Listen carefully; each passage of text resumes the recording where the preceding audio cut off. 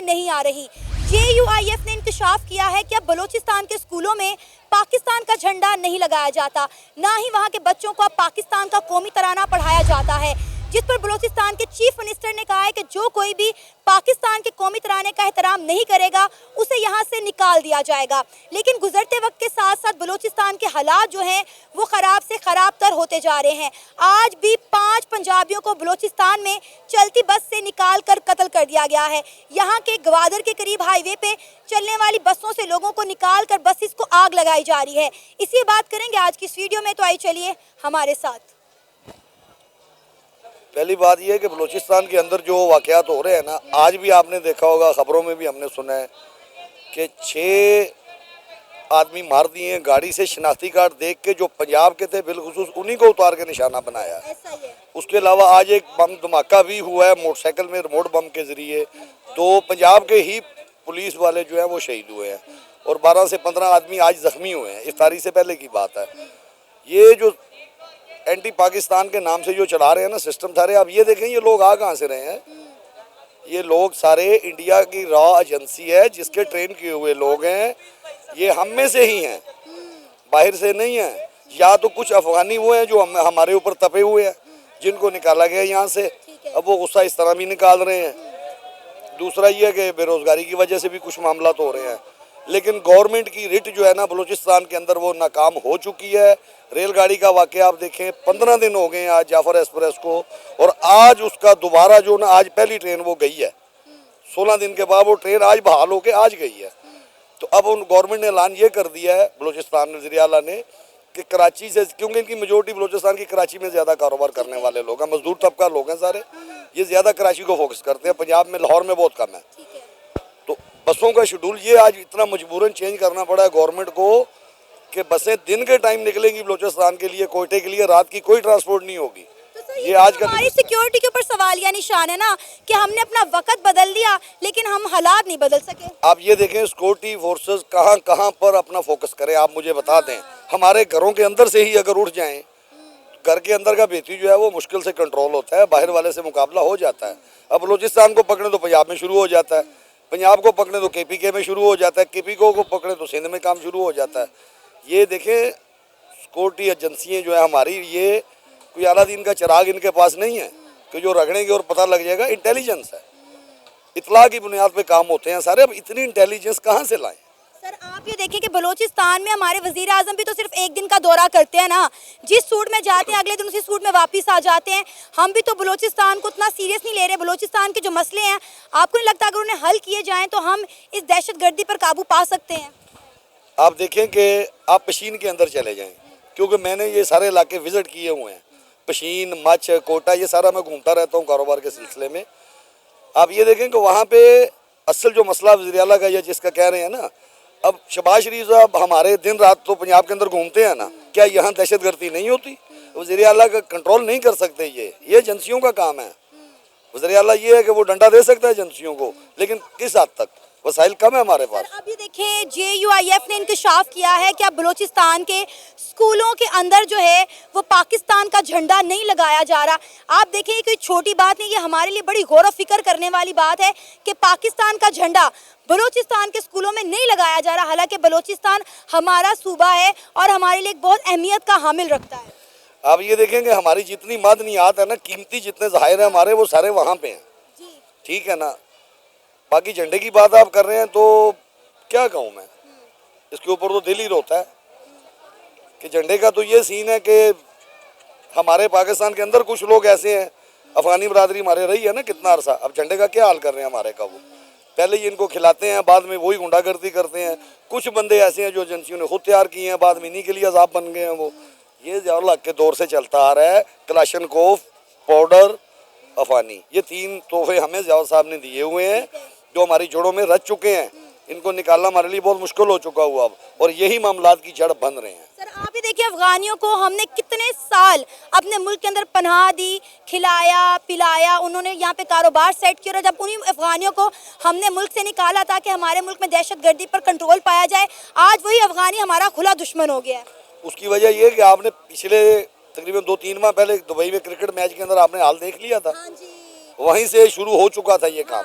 अफगानियों ने कुर्सियां उठा उठा के पाकिस्तानी क्रिकेट फैन को मारी सिर्फ एक मैच हारने पर, और हमें लग रहा था कि इंडिया हमारा इतना बड़ा दुश्मन नहीं है जितना बड़ा अफगानी हमारा दुश्मन बन चुका है। आप ये देखें कि ये पठान बरादरी को जो जितना सपोर्ट इमरान खान के दौर में मिल गया है ना, ये ग्रुप बंदी हो चुकी हुई हैं, ये बस मामला ख़राब करने की तरफ हैं सारे। ये सारा बूटा जो है पीटीआई का लगाया हुआ है, ये निकालना, जड़ों से उखेड़ना बड़ा मुश्किल है। अब ये दहशतगर्दी की शक्ल इख्तियार करता जा रहा है।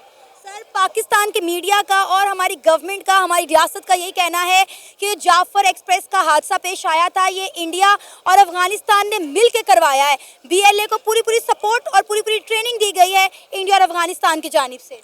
बीएलए जो तंजीम है ना, उस तंजीम का बायोडाटा ये है कि वो इंडिया से रहा उसको कंट्रोल कर रहा है। अच्छा। अफगानिस्तान उसके अड्डे हैं, अफगानिस्तान उनसे पैसा ले रहा है बहुत बड़ा। आप ये देखें कि हमें आज़ाद हुए कितना अरसा गुजर चुका हुआ है, 47 से हम आज़ाद हैं। अफगानिस्तान तो कल आज़ाद हुआ है और उसने बगैर सूद के अपना असेंबली में पहला बजट पेश कर दिया है। 3 साल में बगैर सूद का बजट पेश हो गया है। रुपया कहाँ से आ रहा है? सवालिया निशान है, किधर से पैसा आ रहा है? सर, इंडिया ने रिसेंटली अपने बजट के अंदर अफगानिस्तान का भी बजट अनाउंस किया, आपको ये बात पता है? किसने? इंडिया ने रिसेंटली अपना एक यूनियन बजट अनाउंस किया जिसमें उन्होंने अफगानिस्तान को भी बजट दिया है। तो इसीलिए दिया है ना, उनका साथ दे रहा है वो, एंटी टेररिस्ट है वो। हमें अगर ये पता है सारी बातें तो हम फिर हाथ पे हाथ धर के क्यों बैठे हुए हैं? हम इन चीज़ों को कंट्रोल क्यों नहीं कर रहे? अगर हमें लग रहा है कि ये रॉ करवा रहा है या अफगानिस्तान करवा रहा है तो फिर हम इन चीज़ों की शनाख्त कर पा रहे हैं अगर, तो हम इन्हें अपने मुल्क से निकाल क्यों नहीं पा रहे? इनको हम निकाल इसलिए नहीं सकते कि हमारे ऊपर भी बड़े मामलात हैं। बाहर के मुल्कों का दबाव भी है, बिलखुसूस अमेरिका का दबाव हमारे ऊपर ज़्यादा है। अब इसराइल का जो सिस्टम चल रहा है पाकिस्तान में, आप देख लें, मुसलमान मेजोरिटी अभी तक इस इशू पे ही नहीं इकट्ठे हो रहे। हज़ारों बच्चे रमज़ान में हॉस्पिटलों के ऊपर बमबारी हो गई है। उससे इशू मेरा ख्याल है दहशतगर्दी से बड़ा इशू मुसलमानों के लिए वो है। आज तक कोई पायदार बयान ईरान के अलावा हमने नहीं सुना, वो भी अमली कुछ नहीं किया, उसने बयान ही दिए हैं। सर, आपको लगता है कि 1971 एक बार फिर से रिपीट होने वाला है? जिस तरह मशरिकी पाकिस्तान हमसे टूट के बांग्लादेश बन गया, इस तरह जो अब है बलोचिस्तान हमसे अलग हो जाएगा। देखिए, इस वक्त पाकिस्तान के मुख्तलिफ केले के सूबों के अंदर प्रोटेस्ट हो रहे हैं। गिलगित बल्तिस्तान की आप बात करें, आप कश्मीर के हालात देख लें, आप सिंध के हालात देख लें, हर सूबे में एहतजाज हो रहे हैं, हर बंदा अपने राइट के लिए सड़कों पर निकला हुआ है। मैं आपको एक पेशन गोई दूं आपके चैनल के हवाले से, 2 साल में 3 साल बाद मेरी ये बात सामने आ जाएगी। तजज़िये मेरे बहुत हैं, मैं इन चीज़ों को बड़ी बारीकी से देखता हूँ, ठीक है ना। आने वाला वक्त 2-3 साल में गिलगित बल्तिस्तान के अंदर बलोचिस्तान वाले हालात आपको नज़र आएंगे। अच्छा। आपको शायद याद होगा कि नहीं, 5 साल पहले गिलगित के अंदर शिया सुन्नी फसाद हुआ। सुन्नियों को उतार उतार के बसों से शनाख्ती कार्ड देके इसी तरह मारा गया जैसे आज बलोचिस्तान आज का वाकया हुआ है। ये सेम उसी की कार्रवाई है और इंडिया पहले ही दावा कर रहा है कि गिलगित बल्तिस्तान हमारा टूटा हुआ अंग है। ये मामलात आपको आस्ते आस्ते उधर जाते नजर आएंगे। सर, उन्होंने तो कश्मीर मांग लिया यूएन से, इंडिया ने। उन्होंने कहा है कि 1948 के अंदर जो यूएन ने अपना फैसला दिया था कि कश्मीर एक मुतनाज़ा इलाका है, यूएन को इस पर दोबारा नजरसानी करनी चाहिए और कश्मीर को इंडिया में मर्ज कर देना चाहिए। कश्मीर का दावा इंडिया आज से नहीं कर रहा, 1947 से ही वो लेके कर रहा है। लेकिन बल्तिस्तान का दावा आपने नहीं सुना होगा, 2-4-5 साल से ये इशू बन रहा है। चाइना की फौज ने उनको सियाचिन ग्लेशियर में पीछे भगाया है। वो क्यों भगाया है? कि वो बल्तिस्तान के ऊपर आ रहे थे। जब वहाँ पे आ जाते तो सुज बॉर्डर बिल्कुल नज़दीक है, वहाँ पे चाइनियों के लिए अपने मसले खड़े हो रहे थे। चाइनियों ने पाकिस्तान की जगह आके लड़के इनको मारा है, पाकिस्तान की फौज नहीं लड़ी वहाँ पे। चाइना ने तो खुद इंडिया के साथ हाथ मिला लिया। आप देखें, रिसेंटली ब्रिक्स मीटिंग के दौरान दोनों मुल्कों में ये तय पाया कि अगर हमने ग्लोबली पीस कायम करना और हमें ग्रो करना है तो हमें आपसी इख्तिलाफात को ख़त्म करना होगा, और उन्होंने कर दिए हैं। जुल्फ़िकार अली भुट्टो फांसी लगे, किस इशू से लगे थे? इस्लामिक पहली गोल मेज़ कॉन्फ्रेंस उन्होंने बुलाई थी, इस्लामी मुल्क इकट्ठे किए थे, उसके बाद उनके ऊपर ये मामला शुरू हो गए। यहाँ पे कोई भी जो एजेंडा है ना इनका, चाइना के साथ करे, पाकिस्तान के साथ करे, ये आर्जी है, ये कुछ भी नहीं है, ये अमली नहीं होगा कुछ भी। ये जितने मर्जी मुआहदे कर लें, जब टकराना है ना दोनों ने तो टकरा जाना है। चाहे वो चाइना लड़े इंडिया के साथ, पाकिस्तान की सपोर्ट में आ जाए, चाइना को बहुत सारे मफादात हैं। आप गिलगित बल्तिस्तान बलोचिस्तान इधर जाएँ, मैं अभी रिसेंटली होके आ रहा हूँ, 3 माह का टूर था मेरा। वहाँ पे बड़े बड़े हैब बन रहे हैं, डैम बन रहे हैं, बड़े बड़े प्रोजेक्ट मंसूबे चाइना ने गिलगित बल्तिस्तान के रोड से लेके कागान नारान तक, बाबूसर टाप तक आ चुके हुए हैं। खरबों डॉलरों की इन्वेस्टमेंट है उनकी, पाकिस्तान में उनका इंटरेस्ट है। वो इंडिया को जो ये गोली दे रहा है ना, वो इसी वजह से दे रहा है कि ये पाकिस्तान को परेशान ना करे। वो दोनों को हाथ में रखना चाह रहा है, सी पैक प्रोजेक्ट को मुकम्मल करना चाह रहा है। सर, बलूचिस्तान में जो बीएलए इस वक्त काफी एक्टिव हुई है, वो तो कह रहे हैं कि हम इस प्रोजेक्ट को किसी सूरत में भी जो है वो कंप्लीट नहीं होने देंगे। नहीं, कंप्लीट तो होगा, गवर्नमेंट की रेट कायम होनी चाहिए। गवर्नमेंट की जो रेट है वो कायम होगी, वो गवर्नमेंट हर सूरत में करेगी, गवर्नमेंट के आगे कोई भी नहीं है, लेकिन टाइम लगेगा। अभी दहशतगर्दी की लहर जो है ना, अभी तकरीबन 6 के 7 साल बाद दोबारा उठी है। ऐसा ही है सर।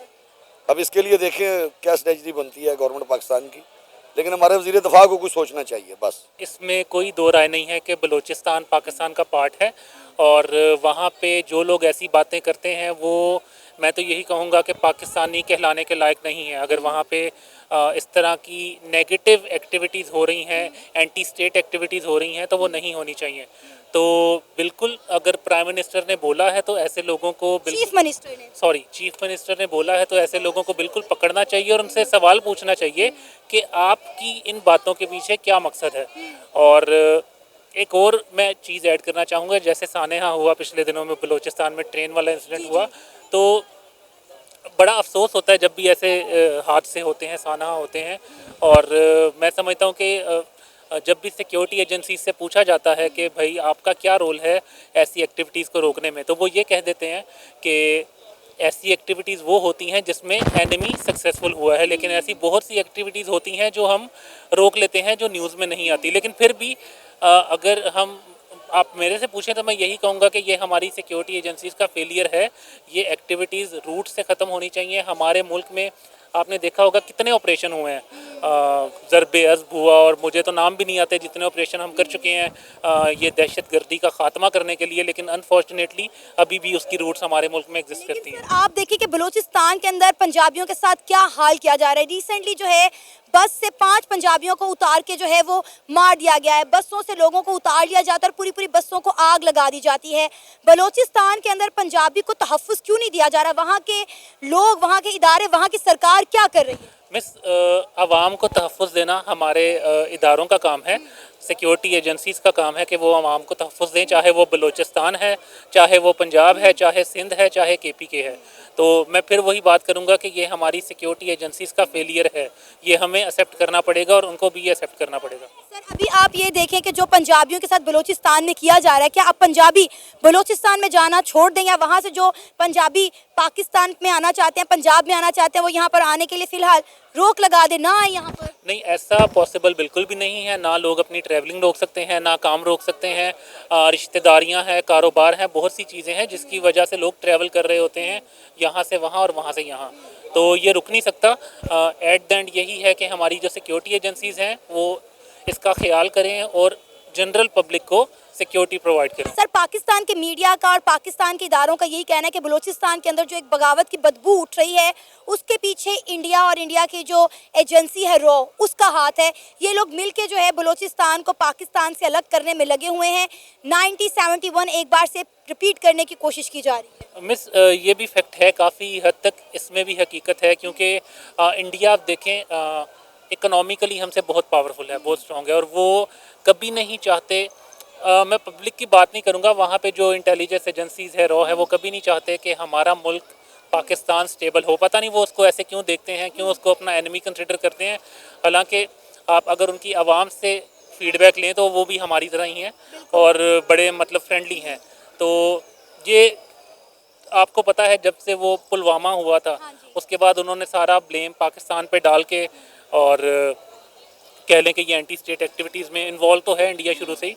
तो मेरे ख्याल से गवर्नमेंट को इसके ऊपर काम करना चाहिए और अपने रिलेशन बेहतर करके एक अच्छे नेबर की तरह आगे इनके साथ चलना चाहिए। सर, हमारी गवर्नमेंट भी देखे ना, बलूचिस्तान जाते हैं तो एक दिन के दौरे के ऊपर जाते हैं।